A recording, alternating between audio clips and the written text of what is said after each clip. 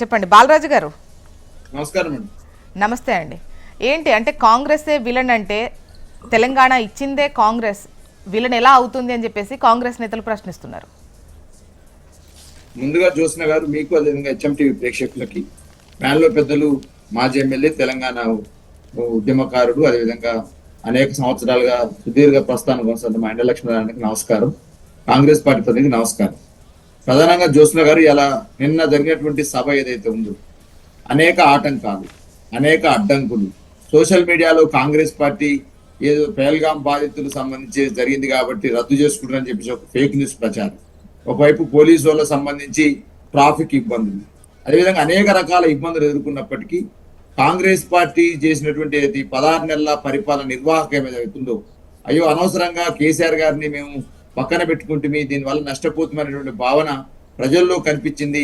ఆ ప్రజల్లో కనిపించినటువంటి ఆ నిరుత్సాహం, కాంగ్రెస్ పార్టీ మీద ఉన్నటువంటి నిరుత్సాహం ఇలా పెద్ద ఎత్తున 10 లక్షల మంది తరలి రావడానికి కారణమైంది. ఒకవైపు కాంగ్రెస్ పార్టీ 16 నెలల కాలంలో ఏమంటుంది, కేసీఆర్ నాయకత్వం పని అయిపోయిందని, బీఆర్ఎస్ పార్టీ పని అయిపోయిందని, ఎంపీ ఎలక్షన్ లో 0 వచ్చింది కాబట్టి వీళ్ళకి లేవలేరని అనేటువంటి మాటలు ఏదైతుందో ఆ మాటలు అవాస్తవాలని చెప్పేసి ఇవాళ ప్రజలు నిరూపించినారు. నిన్న జరిగినటువంటి రైతోత్సవ సభ నిరూపించింది. ఆ క్రమంలోనే మాజీ ముఖ్యమంత్రిగా, తెలంగాణ తొలి ముఖ్యమంత్రిగా, ఉద్యమ నాయకుడిగా అనేక సంవత్సరాలు ఈ రాష్ట్ర రాజకీయాలు పరిశీలిస్తున్న వాడిగా కాంగ్రెస్ పార్టీ ప్రధానంగా ఇవాళ కాంగ్రెస్ పార్టీ ఎందుకు వీళ్ళనంటున్నామంటే, ఆ రోజు హైదరాబాద్ రాష్ట్రం తెలంగాణ రాష్ట్రంగా, తెలంగాణ ప్రత్యేక ప్రాంతంగా ఉంది. హైదరాబాద్ రాష్ట్రాన్ని ఆంధ్రప్రదేశ్ అనేటువంటి రాష్ట్రంగా మార్చింది, ఆంధ్రాని తెలంగాణని కలిపింది కాంగ్రెస్ పార్టీ కాబట్టి మొదటి వీళ్ళని కాంగ్రెస్ అని చెప్పింది. 1969లో తెలంగాణ ఉద్యమం మళ్ళీ ఉవ్వెత్తున లేస్తే ఆ ఉద్యమాన్ని అణచడం కోసం ఆ రోజు 369 మంది విద్యార్థుల్ని పొట్టన పెట్టడమే కాకుండా 610 జీవోని కావచ్చు, అదేవిధంగా 6 ఫార్ములా కావచ్చు, అనేక రకాల విధానాలు తీసుకొచ్చి ఆ రోజు తెలంగాణ ఉద్యమాన్ని అంచివేసి కాంగ్రెస్ పార్టీ విలన్గా మార్చిందనే అంశాన్ని కూడా స్పష్టంగా కేసీఆర్ గారు చెప్పినారు. తదనంతరం ఇలా అంటుంది, మేము ఇచ్చింది కదా అని చెప్పేసి పొంగులేటి శ్రీనివాసరెడ్డి గారు, ఒకవైపు మాజీ మంత్రివర్యులు సీతక్క గారు, పొన్నం ప్రభాకర్ గారు ప్రెస్ మీట్ పెట్టినారు. ఇచ్చినారు. ఎప్పుడు ఇచ్చినారు మీరు? అసలు 2009లో ఇచ్చినారా? 2009లో డిసెంబర్ 9వ తారీఖు మీరు ప్రకటన చేసినారు. చిదంబరం గారు అర్ధరాత్రి ప్రకటన చేసినారు. ఆ రోజు తెలంగాణ ప్రజలంతా సంబరం చేసుకుంటే మరి డిసెంబర్ 23వ తారీఖు 2009లో మీరు చేసిన ప్రకటన ఏంది? మళ్ళీ ఎందుకు వెనకకు పోవాల్సి వచ్చింది? ఎందుకు 2 నాలుగుల సిద్ధాంతాన్ని ప్రతిపాదించారు? ఆ ప్రతిపాదనతోటి తెలంగాణ ప్రాంతంలో అనేక మంది యువకులు, అనేక మంది విద్యార్థులు, అనేక మంది ప్రజలు ప్రాణాలు కోల్పోవడానికి కారణం ఎవరు? ఈ కాంగ్రెస్ పార్టీ కాదా? అంటే 1948 నుంచి ఆ రోజు తెలంగాణ సాయుధ పోరాటంలో గదే చేసింది కాంగ్రెస్ పార్టీ. ఆంధ్రాని హైదరాబాద్ ని కలిపింది, ద్రోహం చేసింది కాంగ్రెస్ పార్టీ. 69లో అన్యాయం చేసింది కాంగ్రెస్ పార్టీ. తర్వాత 2009లో అన్యాయం చేసింది కాంగ్రెస్ పార్టీ. కాబట్టి మొదటి నుంచి కాంగ్రెస్ పార్టీ పాత్ర తెలంగాణకు విలన్ పాత్రనే కదా. కాబట్టి ఆ దాని అంశాన్ని రేకి తీసుకొస్తూ విలన్ని తీసుకొచ్చి ఇవాళ అధికారంలోకి పెట్టినాం. ఆ విలన్ ఇవాళ అనేక రకాల శాసనలు చేస్తా ఉంది, వికృత రూపం దాల్చి ఈ 16 నెలల కాలంలో అనేక రకాల హామీలు ఇచ్చారు. జ్యోత్స్న గారు, మేము అడగకూడదా? ప్రతిపక్ష పార్టీగా 38 మంది ఎమ్మెల్యేలు ఈ రాష్ట్రంలో మమ్మల్ని గెలిపిస్తే 10 మంది ఎమ్మెల్యేలు మీరు గుంజుకుంటారు.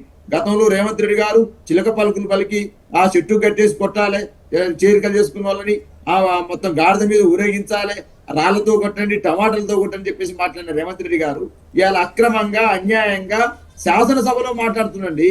రాజ్యాంగం మీద ప్రమాణం చేసినటువంటి ముఖ్యమంత్రి రాజ్యాంగ పరిధిని దాటుతూ శాసనసభలోనే ఇప్పుడు సభ కోసం చాలా ఇబ్బంది పెట్టారు, సభ జరగదు అని చెప్పేసి ఒక అంటే ఫేక్ న్యూస్ని కూడా సర్క్యులేట్ చేశారు. ఈ విధంగా మీరు ముందు స్టార్ట్ చేశారు. సో అసలు సభ పెట్టొద్దు అని అనుకుంటే, అసలు వాళ్ళే అనుకుంటే గనక అసలు సభ జరిగేదా? ఇబ్బంది పెట్టాలనుకుంటే అసలు సభే జరిగేదా అని అంటున్నారు. నేనేమంటే సభని ఎన్ని రకాలుగా జనాన్ని రాకుండా చేయడం కోసం అనేక ప్రయత్నాలు చేసినారు. వాస్తవంగా మాకు 3 రూట్స్ ఉన్నాయి. ఒకటి హుజురాబాద్, కరీంనగర్, నిజామాబాద్ నుంచి వచ్చేవాళ్ళు, అదేవిధంగా మంచిర్యాల నుంచి వచ్చే వాళ్ళ నుంచి ఒక రూట్ ఉంది, హుజురాబాద్ నుంచి రూట్ ఉంది. మాకు సిద్దిపేట ఇదంతా వచ్చే రూట్ ఒక రూట్ ఉంది. ఒకవైపు నల్గొండ సంబంధించినటువంటి వాళ్ళు, జనగాం సంబంధించిన వాళ్ళు ఒకవైపు ఒక రూట్ ఉంది. ఈ విధంగా ఒక 4 రూట్స్ ఏర్పాటు చేసుకుంది. ఆ 4 రూట్స్లలో పెద్ద పెద్ద లారీలను తీసుకొచ్చి, వెహికల్ని తీసుకొచ్చి ఆ లారీలు జనమే తరలించినట్టు చెప్పేసి ట్రాఫిక్ ను ఇబ్బంది చేస్తూ ఇక సభ అయిపోయింది, కేసీఆర్ గారు వచ్చి మీరు వెనకే మళ్ళండి, మీరు చేరుకోలేనటువంటి ఏదైతే చెప్పిర్రో దాని మీదనే మేము మొదటి విమర్శలు చేసినాం. కేసీఆర్ గారు కూడా గదే చెప్పినారు. పోలీసు మీద మాకు గౌరవం ఉంది, పోలీసు వ్యవస్థ మీద మాకు గౌరవం ఉంది. ప్రభుత్వాలు మారుతా ఉంటాయి, వస్తా ఉంటాయి. అధికారం అనేది శాస్త్రం బీఆర్ఎస్ పార్టీ కాదు, కాంగ్రెస్ పార్టీకి కాదు. కాబట్టి పోలీసులు కావచ్చు, వ్యవహరించే తీరు ఏదైతే ఉందో దాన్ని తప్పుపడుతూ ఇవాళ మీరు అందరూ కూడా ఏదో చేస్తా ఉన్నారు, దీన్ని న్యాయం కాదు, పద్ధతి కాదని చెప్పినాం. మేడం నేను ఇంకోటి కూడా మాట చెప్తా ఉన్నాను. ఇవాళ కాంగ్రెస్ పార్టీ చేస్తున్న తీరు ఏదైతే ఉందో, ఇవాళ రేవంత్ రెడ్డి గారు, స్పెషల్ గా రేవంత్ రెడ్డి గారు నేనేదో అధికారం శాస్త్రం అనుకుంటూ మా విర్రవీగుతూ మొత్తం ఇష్టం వచ్చినట్టు వ్యవహరిస్తూ చేసి చేయలేదు ఏదైతుందో అది మంచి పద్ధతి కాదు. ఒకసారి సమాధానం తీసుకుందాం. అంటే కాంగ్రెస్ సీనియర్ నాయకురాలు ఇందిరా శోభన్ గారు కూడా జాయిన్ అయ్యారు. సమాధానం ఇప్పుడు మీ వాటన్నిటికీ సమాధానం ఒక తీసుకుందాం. మాట, వరంగల్ కమిషనర్ గారు 1100 మంది పోలీసులు ఏర్పాటు చేసిన అన్నారండి. కనీసం 100 మంది కూడా పోలీసులు లేని పరిస్థితి, వెళ్లిపోయే పరిస్థితి, మీ ఇష్టం వదిలేసుకొని వెళ్ళిపోయే పరిస్థితి. ఒక ప్రతిపక్ష పార్టీగా, ఒక మాజీ సీఎం గా, తెలంగాణ తొలి ముఖ్యమంత్రిగా మేము ఒక సభ నిర్వహిస్తే దానికి ప్రొటెక్షన్ చేయాల్సిన బాధ్యత గవర్నమెంట్ కి లేదా? ఇవాళ లేదా? అప్పుడు ఇస్తే ఈ అడ్డంకులు సృష్టించే బాధ్యత ఉంటుందా? ఇది న్యాయమేనా? మేము అడగకూడదా? ఓకే.